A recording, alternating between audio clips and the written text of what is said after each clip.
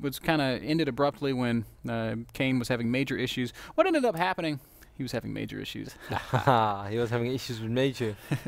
What ended up happening was they resumed from replay, so we're going to hop into that that game in progress. And guys, we're going to just kind of breeze through these. We're not going to cast at regular speed because the results are out there. And well, we still want to show you guys the game, and I know there are a couple of people out there who still do really want to see it, but we're not going to cast these games like they are live because they've been played 5 hours ago. We tried to broadcast them live, but as Ben said, there was just issue after issue, and at a certain point, you know, we had other people waiting to play their best of fives as well. It was an important day for those players, so we just said, you know what, you guys figure it out with the admin. We're going to continue with our show, and in the end, you know, we'll try to broadcast your games. So, as Ben said, we're going to go through this rather quickly. There's no need to do this at one speed. It's already been a 7-hour show. There's also GSL Code A going on, so I hope you guys will all tune in for that.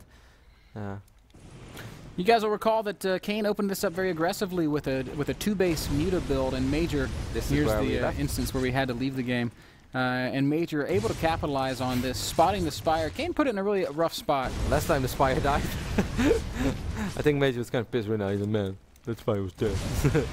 Now the Banshees are over here as well. Man, I didn't see a Banshees follow-up. Whoa! It was actually really funny. Major was in the chat saying, Kane, I'm an understanding guy, but when my Banshee showed up, that Spire was definitely dead. Kane does manage to actually defend, and he's got to get some mutas out. The question is, what is he able to do with those mutas? Thor is here. And the answer appears to be not a whole lot initially, as there are turrets in place. We of course do want to thank all the viewers as well that have been sticking around for a long time. Hopefully you guys enjoyed all the games that we broadcasted today in WCS America. I know I certainly had fun, Ben. And I can't wait for the big show to kick off. Unfortunately, I won't be here next week, so you guys are going to have to do without me. We'll have a special guest caster in Roddy's stead. I know it won't be the same, but I hope that you'll still enjoy it. Major opts to play mech this time around. Kane's mutas unable to really find any openings. It is hard to get mutas in when there are Thors out. Kane, upon seeing these Thors and seeing the extra factories, opting to go into Swarm hosts. And, you know, Roddy, we've been discussing this a lot, just kind of off the air. It's freaking hard to play against mech right now. It is, man. It's a pain. Whether you're Zerg or Pro Tools, in my opinion, it's really hard. And I know that sometimes it looks easy when you watch the absolute pros play, and I just dismantle it like champs. But I'm sure that you guys out there as well, if you play some StarCraft, if you run into some reasonable mech player, you're gonna have a tough time, man. It's hard to break. You know, and historically, I've always said, mech's no problem for Zerg, mech's no problem for Zerg. But recently, I don't actually know what's changed. I think it might be the upgrades also applying to air units. It is brutal because meching players have started to get early Ravens, and you know, they just are very tough to deal with. Here we see Kane mounting a pretty reasonable defense here. He's going to push forward with his roaches and mutas, but unfortunately we're seeing just the ridiculous staying power that mech actually has. Swarm host Locust will eventually force Major to disengage though, as he has to fall back and sit on 3 bases and mass up once more. It didn't kill that base. If I would have been casting this live, Ben, I would say, slowly but steady, I can kind of see this going Kane's way. You know, honestly.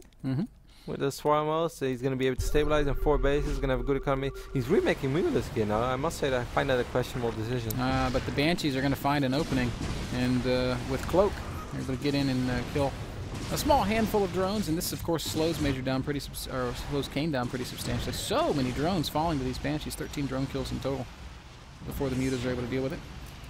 And Muta is a very interesting choice. I would probably say continue to commit to Swarm hosts, but maybe when you reach the level of Kane and Major, Swarm hosts aren't the best answer. Swarm host and static D. Zerg player wants the D. As much as I loathe Swarm hosts. I did say as much as I love the D. As much as I loathe Swarm hosts, I do feel like it is one of the only good answers to these kinds of mech plays. We're seeing Kane trying to make the most of what he has. He hasn't committed that heavily to him, though. Only 13 Swarm hosts. I guess that's a pretty reasonable. He's miswriting a couple of Swarm hosts. Gonna lose some. Great Spire is on the way as well.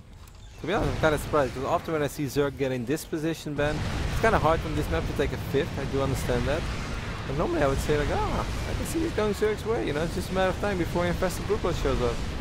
Major adding command centers everywhere. Although this run by does some pretty reasonable damage. Yeah, this is the point in the game where you don't really need SCVs to buy minerals. Just drop them. Use days. Oh, big mistake. And you're seeing how effective those tanks are against those locusts. Where are those Brute Lords? certain point. They are not coming yet. yet. 7 Corruptors. That's if Not I yet. can count 8. I really think that he a few times made perhaps a few too many Mutalists, because it's pretty gas intensive in the long run. Okay, now he's making Broodlords. I'd rather see some Infestors. Really? I don't think Infestors actually add much to this kind of You army. need but to fungal the Vikings, no? I mean, isn't that always what makes it scary? Yeah. Vikings kind of do okay against Corruptors up to the point where they're infested. But I mean, if you're gonna go Swarm Host, you go Swarm Host Spore Crawler, and that's what Kane didn't do this time. Now the Vikings actually able to get on top of those Broodlords, and this looks like the push that actually breaks Kane. With, tanks and Thors and Vikings Omai. He just loses a lot of Broodlords, while normally a Broodlord should be untouched. Now he's remaking a lot of Corruptors, but at what cost? What Hellbat's wiggling in. More Broodlords on the way, Ravens on the way now as well. Yeah, Kane also never really had that huge economy. No, it was always just like, you know, this is something he, 70 drones. yeah, you can work with it, but it was never that he was banking 5k, 5k. He's losing a lot of Broodlords left and right. Yeah. You know, I don't know if I'm a fan of the Broodlord switch. I mean, the Thors are just crushing the Corruptors, and Kane actually taps out right there, so...